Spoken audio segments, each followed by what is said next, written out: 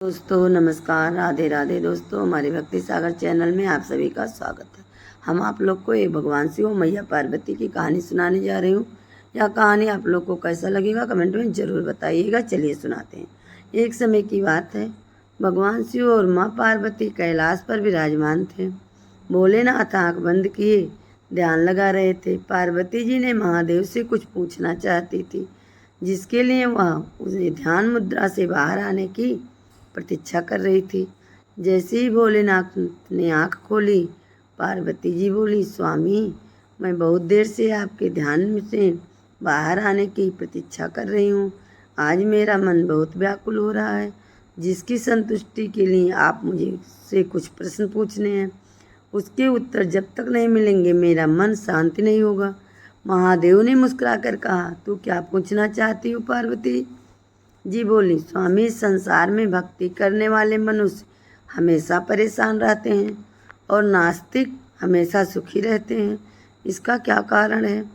यदि ऐसा ही होता रहा तो मनुष्यों का भगवान से विश्वास ही उठ जाएगा। महादेव ने कहा, देवी, ऐसा नहीं है, यह मृतलोक है। यहाँ सब अपने अपने कर्मों का फल भोग रहे हैं। उसका मन भक्ति में लगेगा या वह मुझे विमुख रहेगा, या उसके पूर्व जन्म के कर्म हैं जिसे हम भी नहीं बदल सकते। यह सुनकर पार्वती जी ने कहा, लेकिन प्रभु, यदि आप चाहें तो अपने भक्तों को कष्ट से बचा सकते हैं। यह कहकर पार्वती जी हट करके बैठ गई। महादेव ने उन्हें बहुत समझाया, लेकिन वह नहीं मानी। हार कर भोलेनाथ ने कहा, यदि हट कर रही हो तो मैं तुम्हें 7 दिन के लिए पृथ्वी पर जाकर मेरे भक्तों के कष्टों को मिटाने का अवसर देता हूँ, और मैं भी तुम्हारे साथ पृथ्वी लोक में 7 दिन बिताऊंगा। यह सुनकर मैया पार्वती बहुत खुश हो गई। वे दोनों एक गरीब किसान और उसकी पत्नी के रूप में एक गांव में पहुंच गए। वहां जाकर भगवान शिव और माँ पार्वती को एक जगह से भगवान शिव की जयकार की आवाज़ सुनाई दी। दोनों ने उस ओर चल दिए। वहां जाकर उन्होंने देखा कि एक लड़की भगवान शिव का जयकारा लगाकर भीख मांग रही थी। माँ पार्वती ने कहा, नाथ, आप बताइए, इस छोटी सी बच्ची को भीख मांगनी पड़ रही है, वह भी आपका नाम लेकर मांग रही है। आप इसे धन देकर इसकी परेशानी खत्म कर सकते हैं। भोले बाबा ने कहा, तुम इसे धन दे दो, फिर देखो क्या होता है।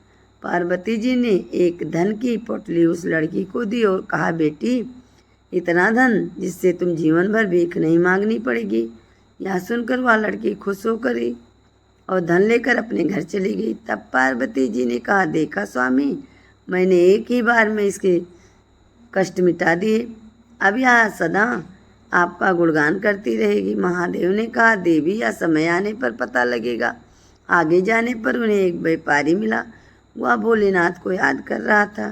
भगवान, मेरा सारा सामान बिक जाए, जिससे मेरा व्यापार बढ़ जाए। पार्वती जी ने कहा, स्वामी, इसकी मदद करनी चाहिए, यह आपका बहुत बड़ा भक्त लगता है, इसका सारा सामान हम खरीद लेंगे। महादेव ने कहा, इसका सामान धीरे धीरे बिके, यही इसके लिए अच्छा है। फिर भी यदि तुम इसकी मदद करना चाहती हो तो करो। 7 दिन तक जैसा तुम्हें ठीक समझो करो। 8वें दिन हम फिर इनसे मिलेंगे। पार्वती जी ने आगे बढ़कर उस व्यापारी का सारा सामान खरीद लिया।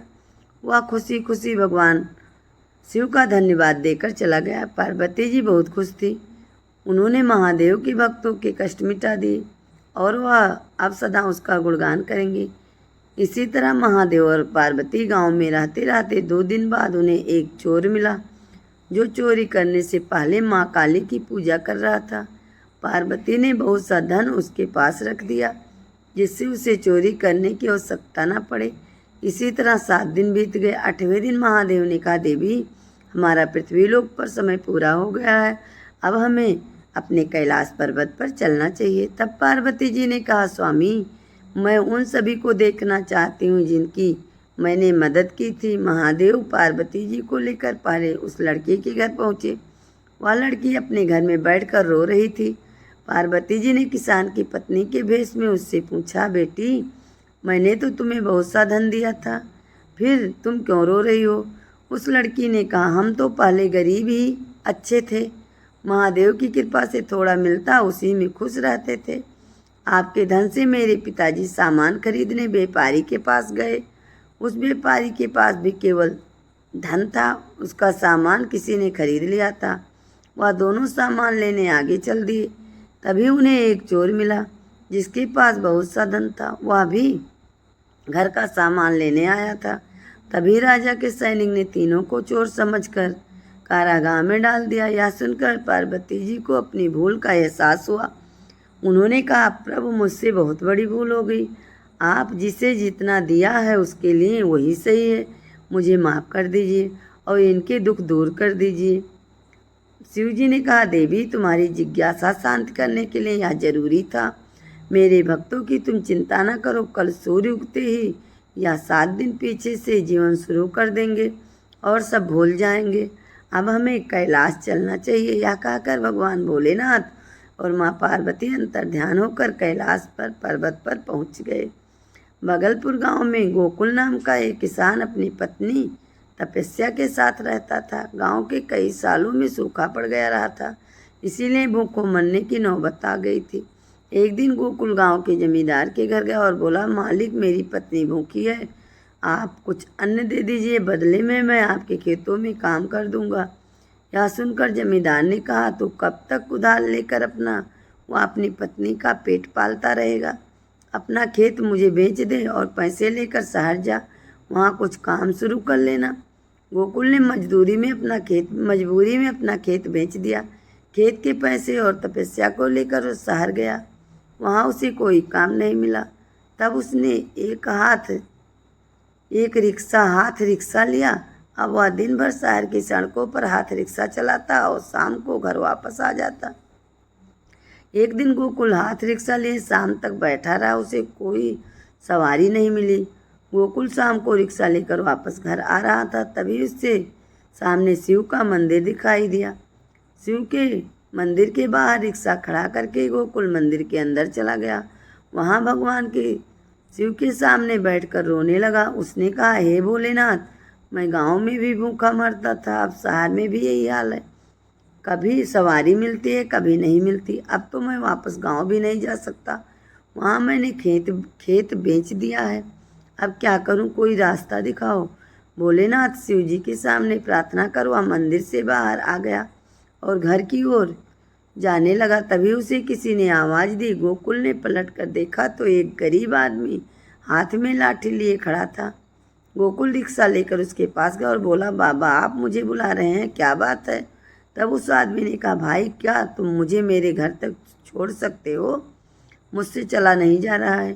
गोकुल ने भगवान शिव का धन्यवाद किया और कहा, हाँ हाँ क्यों नहीं, वैसे भी मुझे आज कोई सवारी नहीं मिली, आप बैठ जाइए, मैं आपको पहुंचा दूंगा। तब उस आदमी ने कहा, लेकिन भाई मेरे पास पैसे नहीं हैं, मैं बदले में तुम्हें कुछ दे नहीं सकता। यह सुनकर गोकुल को गुस्सा आया, लेकिन उस आदमी की हालत देखकर उस पर तरस भी आया। उसने कहा, ठीक है कोई बात नहीं है, लगता है आज का दिन ही खराब है, चलो मैं तुम्हें छोड़ देता हूँ। गोकुल उस आदमी को छोड़कर घर आ जाता है, पर घर पर तपस्या उससे पूछती है, सुनो जी, आज बहुत देर हो गई, आप पैसे दो, मैं बाजार जाकर सामान लाती हूँ। तब गोकुल ने कहा, मुझे आज एक भी सवारी नहीं मिली, आज भूखे ही सोना पड़ेगा, तुम मेरा बिस्तर लगा दो, मैं रिक्शा खड़ा करके अभी आता हूँ। गोकुल रिक्शे के पास जाता है तो देखता है रिक्शे के पास वही आदमी खड़ा था।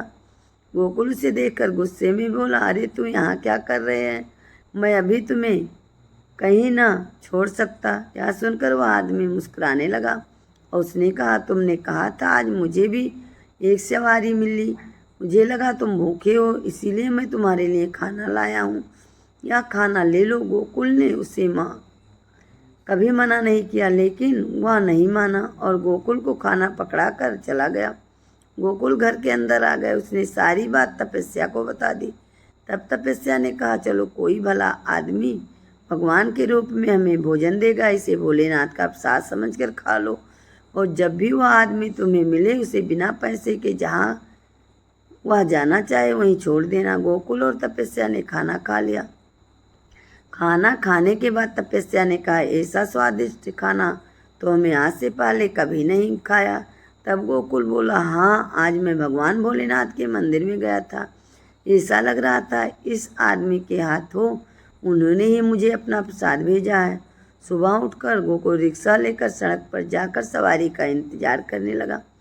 तभी उसे एक सेठ जी आते दिखाई दिए। सेठ जी ने उसे रिक्शे के पास आकर कहा, भाई पुरानी बाजार चलोगे? गोकुल ने कहा, हाँ सेठ जी, आप रिक्शे में बैठ जाइए। सेठ जी जैसे रिक्शे में बैठने लगे, गोकुल ने उसे रोका और कहा, माफ़ करना सेठ जी, रिक्शा खाली नहीं है। और वह रिक्शा लेकर दूसरी दिशा में चल दिया। कुछ दूर जाने पर उसने आवाज़ लगाई, अरे भाई रुक जाओ, मैंने आपके लिए अपनी सवारी छोड़ दी। यह वही आदमी था जिसने गोकुल को खाना दिया था।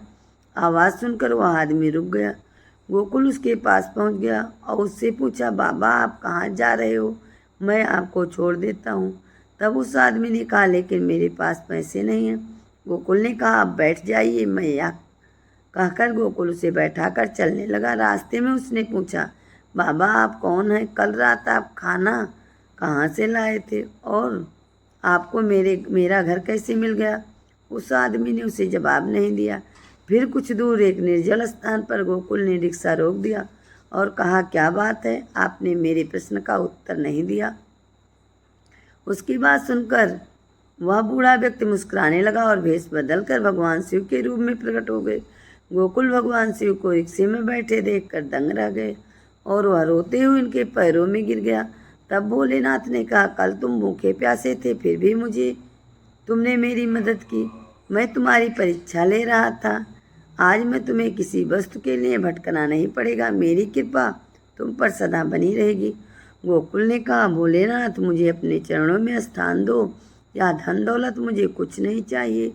तब भगवान ने कहा, इस संसार में तुम मेरी भक्ति करते रहो, मरने के बाद तुम और तुम्हारी पत्नी को वैकुंठ की प्राप्ति होगी। यह सुनकर कहकर वह अंतर ध्यान हो गए। गोकुल जब घर आया तो उसने देखा उसकी छोटी सी झोपड़ी महल बन गई और उसके अंदर सोने चांदी के ढेर लगे हैं। गोकुल ने घर में एक शिव का मंदिर बनवाया और दोनों दिन रात भगवान भोले का गुणगान करने लगे। किसी गांव में विक्रम नाम का एक किसान रहता था। वह शिव का भक्त था। सुबह शाम ओम नमः शिवाय का जाप करता रहा। उसके घर में उसकी पत्नी आशा, उसकी एक बेटी थी। यह बहुत गरीब परिवार था। विक्रम ने अब पास के खेत नहीं थे, उसने दूसरों के खेत में मजदूरी करता था, जिससे बड़ी मुश्किल से गुजर बसर हो पाती थी।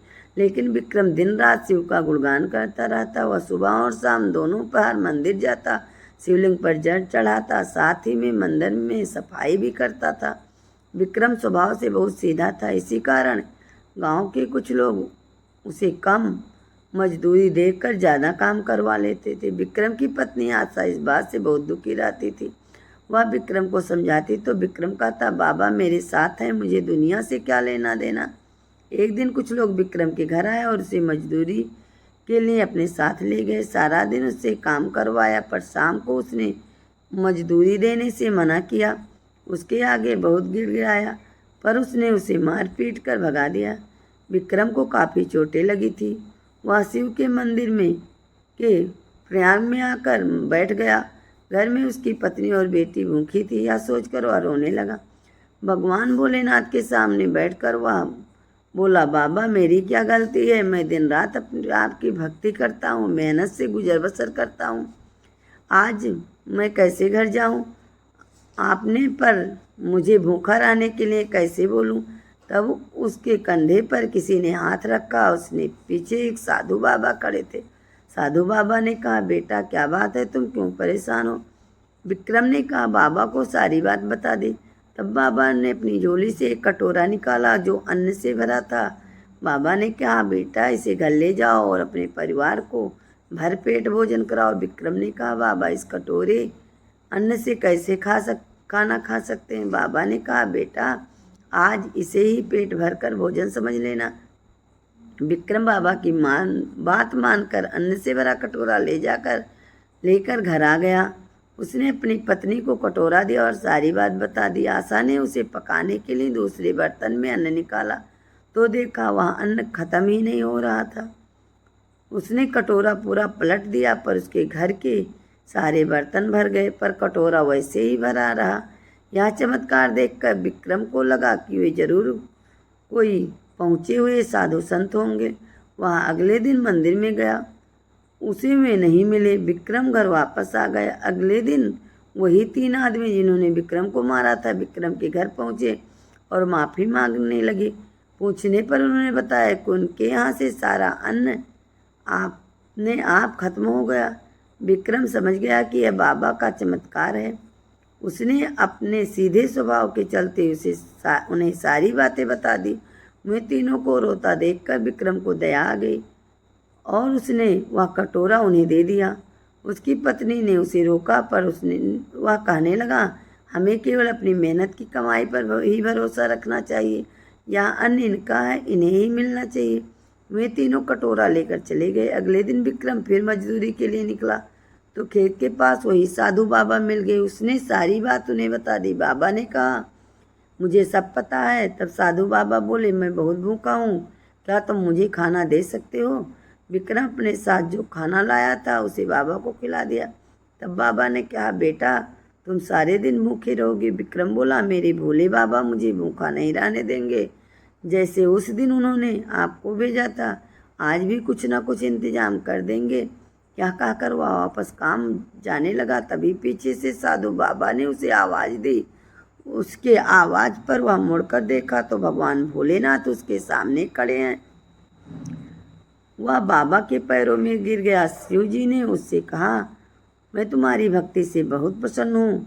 तुम खुद भूखे रहकर एक साधु को भोजन कराया, अब इसका फल भी तुम्हें मिलना चाहिए। तब विक्रम ने कहा, भोलेनाथ मुझे कुछ नहीं चाहिए, बस आपकी भक्ति में जीवन गुजर बसर हो जाए, यही चाहिए। शिव जी ने कहा, आज से तुम्हें मेरी भक्ति के साथ साथ सारे कष्टों से मुक्ति मिल जाएगी। यह कहकर बाबा अंतर्ध्यान हो गए। विक्रम जब अपने घर पहुंचा तो घर की जगह माल बन गया। अब धन के भंडार भरे हैं। उसे सारे काम छोड़कर उसी घर में शिव जी का बड़ा सा मंदिर बनवाया और दिन रात भगवान भोलेनाथ की भक्ति करने लगा। बोलिए हर हर महादेव, बोलिए भोलेनाथ के भक्तों की जय। आपको यह कहानी कैसा लगा कमेंट बॉक्स में ज़रूर बताइएगा। कमेंट बॉक्स में हर हर महादेव लिखना मत भूलिएगा। और कहानी सुनने वाले और कहने वाले और मनोकार भरने वालों को भगवान शिव सबकी मनोकामना पूरी करे।